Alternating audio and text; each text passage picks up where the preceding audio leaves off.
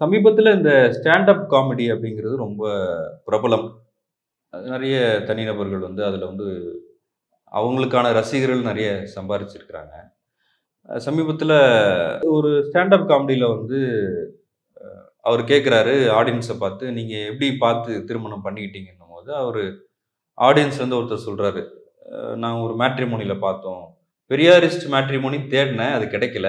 அதனால இன்னொரு மேட்ரிமோனிய பார்த்து நாங்க கல்யாணம் பண்ணிக்கிட்டோம்." அப்படின்னு சொல்லும்போது, அ அந்த காமெடியன் வந்து ஸ்டாண்ட் அப் காமெடி பண்றவர் வந்து பெரியார வந்து விமர்சிக்கிற வகையில, "அதுக்காக சொந்த பிள்ளையவா கல்யாணம் பண்ணிக்க முடியும்?" அப்படின்ற ஒரு விஷயத்த சொல்றாரு. பெரியார் மண்ணையம்மையார் திருமணத்துல இந்த பொய் வந்து திரும்ப திரும்ப பேசப்பட்டுக்கிட்டே வருது. நீங்களும் பல மேடைகள்ல அத பேசியிருக்கிறீங்க. இப்ப பேசினவருக்கு வந்து பெரிய உள்நோக்கம் இருக்கு. அவர் ஒரு அரசியல் பின்புலத்திலிருந்து பேசுறாரா அப்படின்னு பார்த்தாலாம் இல்ல. பொதுவான ஒரு கருத்தாவே இது சமூகத்துல மாறி இருக்குன்னு நம்ம பார்க்க முடியும். எப்படி பார்க்குறீங்க? சரி, இப்ப நம்ம அஃபெண்ட் ஆறதுக்கு அது எதுவுமே இல்ல. சொந்த பொண்ண கல்யாணம் பண்ணது யாரு? எனக்கு தெரிஞ்சு சொந்த பொண்ண யாரும் கல்யாணம் பண்ணல. நம்ம எதுக்கு இத டிஃபெண்ட் பண்ணணும்? There's nothing to defend in it. அவர் கண்டுபிடிச்சுட்டு வரட்டும். அவர் யார சொல்றாருன்னு எனக்கு தெரியல. சொந்த பொண்ண கல்யாணம் பண்ணது யாரு? அப்படின்னு அவர் தேடிட்டு வரட்டும். இதிகாச புராணங்கள்ல வேணா பிரம்மர் வந்து சரஸ்வதிய கல்யாணம் பண்ணிக்கிட்டாரு. ஓன் டாட்டர கல்யாணம் பண்ணிக்கிட்டாருன்னு கதை சொல்லுவாங்க. ஆனா அது இதுக்கு புராணம். அதெல்லாம் உண்மை இல்ல. அதெல்லாம் நம்ம வச்சு கதையா பேசக்கூடாது. அண்ட் ஒரிஜினல் இப்ப நீங்க மணிமையார் பேர் சொன்னதுனால நம்ம அத மட்டும் கிளாரிஃபை பண்ணிக்கலாம். பெரியாரும் மணிமையாரும் பயாலாஜிக்கலி டிஃபரெண்ட் பீப்பிள். இவர் வேற சமூகம், அவங்க வேற சமூகம். இவர் வேற ஊரு, அவங்க வேற ஊரு. அவங்க எங்கேயோ பொறந்தாங்க, எங்கேயோ வளர்ந்தாங்க. இவர் எங்கேயோ பொறந்தாரு, எங்கேயோ வளர்ந்தாங்க. Completely different. ஃபாதர் டாட்டர் ரிலேஷன்ஷிப்னு அதை போய் யாராவது சொல்லுவாங்களா? சொல்றவங்களுக்கு தான் அறிவு இல்லைன்னா நம்ம அதை பத்தி டிஃபெண்ட் வேற பண்ணிட்டு இருக்கணுமா? நான்சென்ஸ் அது. 2வது, she was 31 year old at that time. 31னா எங்க பாட்டி வந்து 36 வயசுல பாட்டி ஆனாங்க. ஓ! அப்போ 31ன்றது பாட்டிக்கு 5 வருஷத்துக்கு முன்னாடி வயசு. அந்த கால டைம் டேபிள் படி. எங்க பாட்டி காலத்துல அவங்க முதல் குழந்தை பெத்ததுக்கும், அந்த குழந்தை பெத்ததுக்கும் டைம் டேபிள் நீங்க பார்த்தீங்கன்னா, 36ல she became grandmother. 31 year old woman married a 70+ year old man அப்படின்றது அவங்களோட சாய்ஸ். அவங்க adult woman, fully grown adult woman 30+ இயர்ஸ்ல அவங்களுக்கு ஒரு ஆளை பிடிச்சிருக்கு. கொள்கை ரீதியா அவங்க அவரோட சேர்ந்து இருக்கணும், பயணிக்கணும், வாழணும்னு முடிவு பண்ணி அந்த உமன் சூஸ் பண்ணியிருக்காங்க. ஒரு உமனோட சாய்ஸை அசிங்கப்படுத்துறதுக்கு யாருக்கும் உரிமை கிடையாது.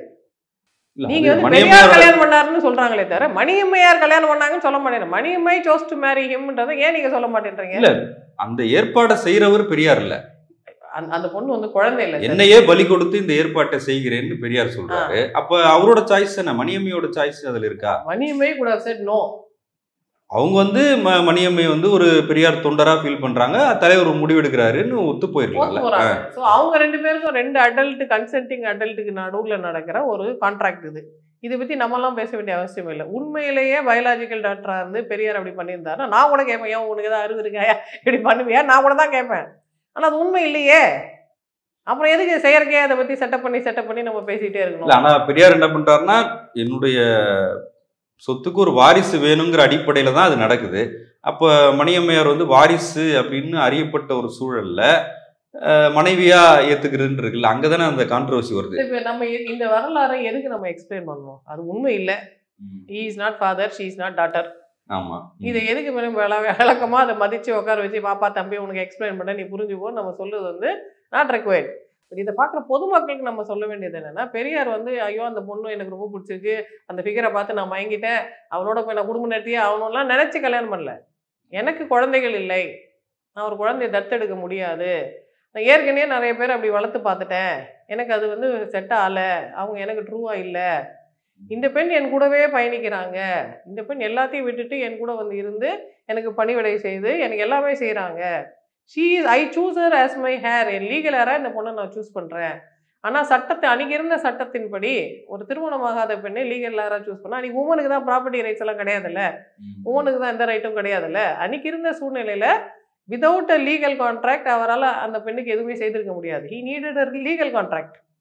தகப்பனா ஒரு ஸ்வீகாரம் எடுத்து இருந்திருக்கலாம். ஆனால் அந்த பொண்ணு கல்யாணம் பண்ணி கொடுத்துட்டா no longer she is legal ஹேர்னு ஆயிடும்ன்றதுனால சரி அப்போ எனக்கு வேண்டியது லீகல் ஹேருக்கு ஒரு கான்ட்ராக்ட், அந்த கான்ட்ராக்டில் என்ன லேபிளில் வேணால் ஒட்டிக்கோங்க, ஹஸ்பண்ட் லேபிளாக சரி ஒட்டிக்கோங்கன்னு சொல்லிட்டார் அவர். ஸோ அவர் வந்து எல்லாத்தையும் ப்ராக்டிக்கலாக பார்க்கக்கூடிய மனிதர், இந்த மாதிரி அல்பமாக பார்க்கக்கூடிய மனிதர் இல்லைன்றதுனால அவருக்கு வேண்டியது அவருக்கு பெரும் பணக்காரர் இல்லை, எக்கச்சக்கமான சொத்து இருக்கு. அவர் ஒரு தலைவரா இருக்காரு. அவர் அந்த நேரத்திலே விமர்சிக்கிறாங்க, இது இந்த வயசுல உங்களுக்கு தேவையா அப்படின்னு சொல்லி. அப்போ அதை தவிர்த்திருக்க முடியும் தானே அவரு? அவருக்கு அந்த சமயத்துல எந்த சூழ்நிலையோ, பெரியாரை நான் எதுக்கு சார் டிஃபெண்ட் பண்ணோம்? பெரியார்ன்ற தனி மனிதரை, புத்தர்ன்ற தனி மனிதரை, அம்பேத்கர்ன்ற தனி மனிதரை, நேருன்ற தனி மனிதரை, இவங்களெல்லாம் நம்ம டிஃபெண்ட் பண்ண வேண்டிய அவசியம் இல்லை. அவங்க பொதுவான தலைவர் நாம இல்ல. வந்து பயனாளிகள். அவங்க நமக்கு ஏதோ கொடை செய்திருக்கிறாங்க. அந்த கொடையினால நம்ம வாழ்க்கை முன்னேறி இருக்கு. We are grateful to them. அவங்க பர்சனல் லைஃப்பை பற்றிலாம் இப்போ பேசிட்டு இருக்குது இரலவெண்ட். அதை பற்றி பேச வேண்டிய அவசியம் இல்லை. அதனால் யாருக்கு என்ன ஆயிடுச்சு? அவர் யாரை வேணால் கல்யாணம் பண்ணிக்கிட்டோம், நமக்கு என்ன போச்சு? It's not important. எதுக்காக இதை சொல்கிறாங்கன்னா, அவங்க நீ பெரிய தலைவர்னு சொன்னல, அவர் என்னத்தனமா பண்ணியிருக்காருன்னு அந்த சின்னத்தனமான பேச்சு இது. நம்ம எதுக்கு அந்த சின்னத்தனமான பேச்சு இன்னொரு தடவை அதில் எரிபொருள் ஊற்றி வளர்த்து விடணுமா? அது சின்னத்தனமான பேச்சு, பதில் சொல்ல முடியாது, போயிட்டே இரு அப்படின்னு தான் நம்ம சொல்ல முடியும். அகைன் அண்ட் அகைன் நம்மளை வந்து இந்த சில்லற விஷயங்களில் பேச வச்சு அவங்க வந்து பெரிய விஷயங்களை கொண்ட விடுறது, நம்மளை டிஸ்ட்ராக்ட் பண்ணுறாங்க. பெரிய விஷயம் என்ன? பெரியார் அந்த அளவுக்கு பெரியார்னு நம்ம கொண்டாடுற அளவுக்கு அப்போ என்ன கிழிச்சிட்டார் அந்த மனுஷன் நீங்கள் கேட்டிங்கன்னா நான் பதில் சொல்கிறேன். பெரியார்ன்ற பேர் வச்சதே யார்? பெண்கள் எல்லாம் சேர்ந்து தான் பேர் வச்சாங்க. ஏன் பேர் வச்சாங்க? இவர் பெண்களுக்காக எந்த கட்சி தலைவராக, எந்த அரசியல் கட்சி பின்புலமும் இல்லாமல், எந்த வெளிநாட்டு டூருக்கும் போகாமல், எந்த வெளிநாடு யூனிவர்சிட்டிலையும் போய் படிச்சுட்டு வராமல், இங்கே லோக்கலாக இருந்துக்கிட்டே விமன் எப்படி கஷ்டப்படுத்தக்கூடாது, விதவை மறுமணம் பற்றி பேசியிருக்காரு. பெண்களுக்கு ஆனா பெரிய ரஷ்யாலாம் போயிட்டு வந்தார்ல. அதுக்கப்புறம் அதுக்கு அவர் போனார் நிறைய வெளிநாடுக்கு, அவர் சொந்த காசுலலாம் போயிட்டு வந்திருக்காரு. நிறைய விஷயங்கள் அவரே செல்ஃப் லேர்னிங் பண்ணியிருக்காரு. பட் பயாலாஜிக்கலி அவர் வந்து இன்இக்வாலிட்டி அவருக்கு பிடிக்கல. 5 வயசுல 10 வயசுலேருந்து அவர் வந்து ஒருத்தனை இன்னொருத்தனை நீ பிரித்து பேசக்கூடாது, பணக்காரன் ஏழைன்னு பார்க்கக்கூடாது, ஜாதி வித்தியாசம் பார்க்கக்கூடாது, ஆண் பெண் வித்தியாசம் பார்க்கக்கூடாது, எல்லாம் அங்கதான் அந்த கேள்வி வருது. திருமணம் என்பதே பெண்ணடிமைத்தனம்னு பேசுற பெரியார் ஏன் இன்னொரு திருமணத்துக்கு தயாராகிறாரு? I do not have to defend Periyar. அதை நான் ஃபர்ஸ்ட்லேருந்து உங்களுக்கு சொல்கிறேன். பெரியாரை எதுக்கு நான் டிஃபெண்ட் பண்ணோம்? அவர் அந்த காலத்தில் ஏதோ பண்ணிட்டு போயிட்டார், அதெல்லாம் எனக்கு சம்மந்தம் இல்லாத விஷயம். அவர் ஏன் பெரியார்னா, மற்ற எல்லா தலைவர்களும் ஆண்களுக்காக தான் உழைத்தார்கள். இந்த ஈவே ராமசாமி மட்டும்தான் எங்களுக்காக உழைச்சாரு. அதனால பெண்களாக சேர்ந்து அவருக்கு பெரியார்ன்ற பட்டம் கொடுத்தாங்க.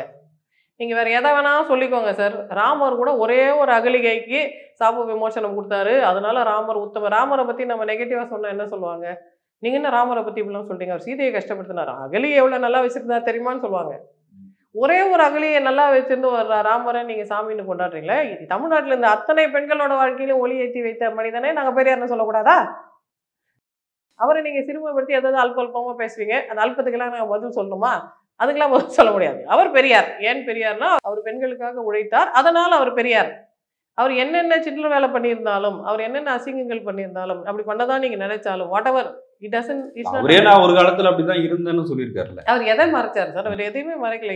டிரான்ஸ்பரண்ட் ஆனஸ்ட் லிவிங் தான் அவர் இருந்திருக்காரு. பட் அது நமக்கு இரலவெண்ட்.